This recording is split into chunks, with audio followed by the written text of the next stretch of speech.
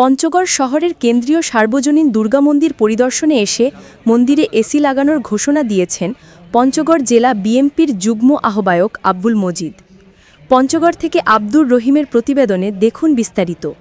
মঙ্গলবার রাত 9:30টায় পৌর বিএনপির ১ নং সদস্য মোহাম্মদ শামসুজ্জামান বিপ্লবের নেতৃত্বে পঞ্চগড় শহরের কেন্দ্রীয় সার্বজনীন দুর্গা মন্দির পরিদর্শনকালে এসব কথা বলেন তিনি আরও বলেন, আপনারা লক্ষ্য রাখবেন, আপনাদেরকে অনেক লোক বুঝার জন্য আসবে, অনেক দল আসবে যাদেরকে আমরা পছন্দ করি না, আপনারাও পছন্দ করেন না, এমনও দল আসবে, আপনাদেরকে বিভ্রান্ত তৈরি করবে, আপনারা বিভ্রান্ত হবেন না। ধানের শীষ মার্কা ব্যারিস্টার নওশাদ জমির আগামীতে এমপি হয়। আগামী পূজার আগে আমি ঘোষণা করতেছি, আমাদের মসজিদে যেমনি ভাবে এসি চলে আপনাদের এখানে চলবে, এসি চলবে।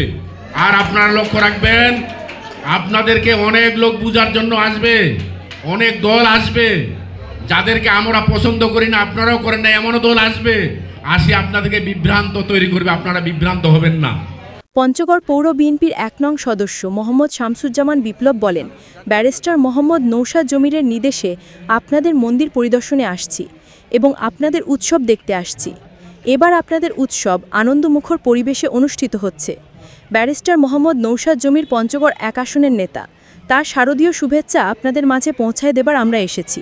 ব্যারিস্টার মোহাম্মদ নওশাদ জমিরের নির্দেশে আপনাদের এই মন্দির পরিদর্শনে এসেছি এবং আপনাদের উৎসব দেখতে আসছি। তো আপনাদের এবারের উৎসব অনেক আনন্দমুখর পরিবেশে অনুষ্ঠিত হচ্ছে, শান্তি শৃঙ্খলাভাবে অনুষ্ঠিত হচ্ছে। ব্যারিস্টার মোহাম্মদ নওশাদ জমির আমাদের পঞ্চগড় ১ আসনের নেতা, তার শারদীয় শুভেচ্ছা আপনাদের নিকট পৌঁছে দেওয়ার জন্য এই জায়গায় আমরা এসেছি।